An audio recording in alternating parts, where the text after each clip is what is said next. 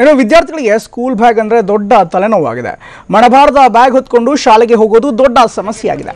ಮಕ್ಕಳ ಈ ಸಮಸ್ಯೆ ತಪ್ಪಿಸಲು ಮೈಸೂರಿನ ವಿಜಯ ವಿಠಲ ವಿದ್ಯಾಸಂಸ್ಥೆ ಹೊಸ ಪ್ಲಾನ್ ಮಾಡಿದೆ. ಅದೇ ನೋ ಬ್ಯಾಗ್ ಡೇ ಅಂತ. ತಿಂಗಳಲ್ಲಿ ಒಂದು ದಿನ ಶಾಲೆಗೆ ಬ್ಯಾಗ್ ಮತ್ತು ಪುಸ್ತಕವಿಲ್ಲದೆ ಮಕ್ಕಳು ಬರ್ತಾರೆ.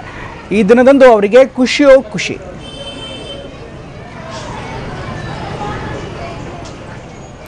ಇನ್ನು ಶಾಲೆ ಜಾರಿಗೆ ತಂದಿರೋ ವಿನೂತನ ಪ್ರಯತ್ನದ ಬಗ್ಗೆ ನಮ್ಮ ಪ್ರತಿನಿಧಿ ರಾಮ್ ನೀಡಿರುವಂತಹ ಪ್ರತ್ಯಕ್ಷ ವರದಿ ಇಲ್ಲಿದೆ.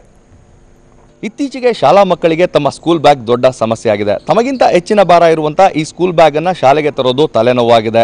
ಅದರಲ್ಲೂ ಹೆಚ್ಚಿನ ಮಕ್ಕಳು ಈ ಒಂದು ಶಾಲಾ ಬ್ಯಾಗ್ನಿಂದಾಗಿಯೇ ಶಾಲೆಗೆ ಬಾರದಂತಹ ಮನಸ್ಥಿತಿಯನ್ನ ಹೊಂದಿದ್ದಾರೆ. ಈ ಒಂದು ಸಮಸ್ಯೆಯನ್ನ ಬಗೆಹರಿಸಲು ಮೈಸೂರಿನ ಸರಸ್ವತಿಪುರಂನಲ್ಲಿರುವಂತಹ ವಿಜಯ ವಿಠಲ ಸಂಸ್ಥೆ ಹೊಸ ಐಡಿಯಾವನ್ನ ಮಾಡಿದೆ. ಹೌದು, ಅದೇ ನೋ ಬ್ಯಾಗ್ ಡೇ. ನಾವೀಗ ಮೈಸೂರಿನ ಸರಸ್ವತಿಪುರಂನಲ್ಲಿರುವಂತಹ ವಿಜಯ ವಿಠಲ ವಿದ್ಯಾಸಂಸ್ಥೆಯ ಬಳಿ ಇದ್ದೇವೆ. ಇಲ್ಲಿ ಇರುವಂತಹ ವಿದ್ಯಾರ್ಥಿಗಳನ್ನ ನೀವು ನೋಡ್ತಾ ಇರಬಹುದು. ಈ ವಿದ್ಯಾರ್ಥಿಗಳೇನಿದ್ದಾರೆ ಶಾಲೆಗೆ ಬರುವಾಗ ನೋ ಬ್ಯಾಗ್ ಡೇ ಏನಿರುತ್ತೆ, ಸೊ ಈ ನೋ ಬ್ಯಾಗ್ ಡೇ ದಿನ ಯಾವುದೇ ರೀತಿಯಾದಂತಹ ಬ್ಯಾಗ್ ಅನ್ನು ಅವರು ತರೋದಿಲ್ಲ, ಯಾವುದೇ ಪುಸ್ತಕವನ್ನು ಸಹ ತರೋದಿಲ್ಲ, ಕೇವಲ ಊಟದ ಡಬ್ಬಿಯನ್ನು ಮಾತ್ರ ತೆಗೆದುಕೊಂಡು ಬರ್ತಾರೆ. ಇವರ ಕೈಗಳಲ್ಲಿ ನೀವು ನೋಡ್ತಾ ಇರಬಹುದು ಯಾವುದೇ ರೀತಿಯಾದಂತಹ ಬ್ಯಾಗ್ಗಳಿಲ್ಲ. ಸಾಕಷ್ಟು ಖುಷಿಯಾಗಿ ಲವಲವಿಕೆಯಿಂದ ಶಾಲೆಗೆ ಬರುವಂತಹ ಕೆಲಸವನ್ನ ಮಾಡ್ತಾ ಇದ್ದಾರೆ. ನಾವೀಗ ವಿಜಯ ವಿಠಲ ಶಾಲೆಯ ತರಗತಿಯ ಒಳಭಾಗದಲ್ಲಿದ್ದೇವೆ. ನೀವು ನೋಡ್ತಾ ಇರಬಹುದು ವಿದ್ಯಾರ್ಥಿಗಳನ್ನ. ಈ ನೋ ಬ್ಯಾಗ್ ಡೇ ದಿನ ಪ್ರತಿಯೊಂದು ತರಗತಿಯಲ್ಲೂ ಸಹ ಪಠ್ಯೇತರ ಚಟುವಟಿಕೆ ಮಾಡುವಂತಹ ಕೆಲಸವನ್ನು ಮಾಡ್ತಾರೆ. ಅಂದ್ರೆ ಪುಸ್ತಕದಲ್ಲಿ ಇರದಂತಹ ವಿಚಾರಗಳನ್ನ ವಿದ್ಯಾರ್ಥಿಗಳಿಗೆ ಕಲಿಸುವಂತಹ ಕೆಲಸವನ್ನು ಮಾಡ್ತಾರೆ.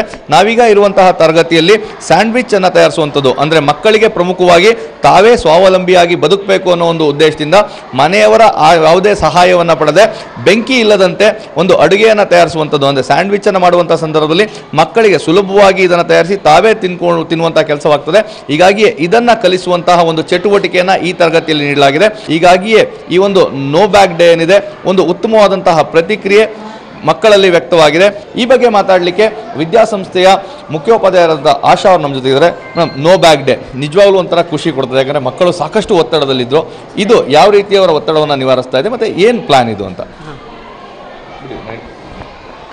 ನಮ್ಮ ಆನರರಿ ಸೆಕ್ರೆಟರಿ ವಾಸುದೇವ್ ಭಟ್ರವರು ದಿನಾ ಮಕ್ಕಳು ಪುಸ್ತಕದ ಹೊರೆ ಹೊರ್ತಾ ಇದ್ದಾರೆ, ಇಷ್ಟು ದಪ್ಪ ಬ್ಯಾಗ್ ತಗೊಂಡು ಬರೋದನ್ನು ಬೆಳಗಿನ ಜಾವ ಒಂದಿನ ನೋಡಿ ಅವ್ರು ಅಂದ್ಕೊಂಡ್ರು ಒಂದು ದಿನ ಆದರೂ ತಿಂಗಳಲ್ಲಿ ಒಮ್ಮೆ ಬ್ಯಾಗ್ ಇಲ್ಲದೆ ಮಕ್ಕಳು ಖುಷಿಯಾಗಿ ಯಾಕೆ ಶಾಲೆ ಬರಬಾರ್ದು, ಖುಷಿಯಾಗಿ ಬರಬೇಕು, ಕೈ ಬೀಸ್ಕೊಂಡು ಬರಬೇಕು, ಅದೇ ಮೇನ್ ಉದ್ದೇಶ.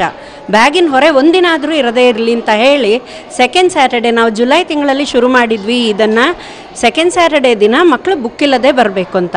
ಆಗ ಕೆಲವು ಪೇರೆಂಟ್ಸ್ಗೆ ಡೌಟ್ ಆಯಿತು, ಬುಕ್ ಇಲ್ಲದೆ ಆದರೆ ನಾವು ಯಾಕೆ ಕಳಿಸ್ಬೇಕು ಶಾಲೆಗೆ?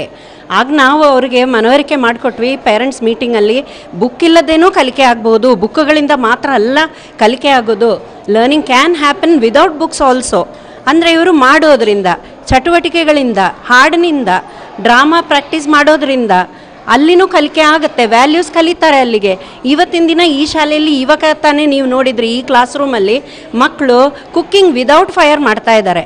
ಸೊ ಇದು ಕೂಡ ಪ್ರತಿಯೊಬ್ಬರಿಗೂ ಅವ್ರಿಗೆ ಲೈಫ್ ಸ್ಕಿಲ್, ಅದು ಒಂದು ಕಲಿತಾ ಇರೋದು ಲೈಫ್ ಸ್ಕಿಲ್ಸ್ ಕಲಿತಾರೆ, ಖುಷಿಯಾಗಿರ್ತಾರೆ, ಎಂಜಾಯ್ ಮಾಡ್ತಾರೆ. ಮೇನ್ ಉದ್ದೇಶ ಏನು, ಎಲ್ಲರೂ ಖುಷಿಯಾಗಿರಬೇಕು.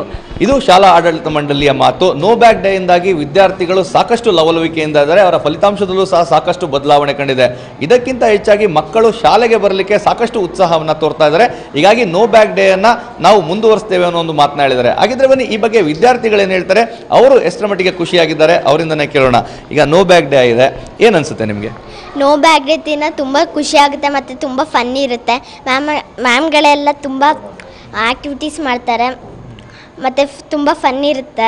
ನೋ ಬ್ಯಾಗ್ ಡೇ ಅನ್ನೋದು ನನಗೆ ಬ್ಯಾಗನ್ನು ತೊಗೊಬರೋಕ್ಕೆ ಜಾಸ್ತಿ ಬುಕ್ಸ್ನೆಲ್ಲ ತರ್ತಿದ್ದೆ ಆವಾಗ. ಇವಾಗ ಬುಕ್ಸ್ ಇಲ್ದೇ ಬರ್ತಿದ್ದೀನಿ.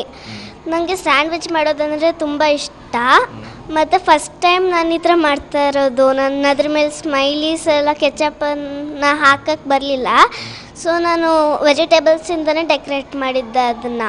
ಇದು ವಿದ್ಯಾರ್ಥಿಗಳ ಮಾತು. ಕೇವಲ ಪುಸ್ತಕದ ಉಳುಗಳಾಗದೆ ಪುಸ್ತಕದಿಂದ ಹೊರಗೂ ಸಹ ಸಾಕಷ್ಟು ಕಲಿಕೆ ಇರ್ತದೆ.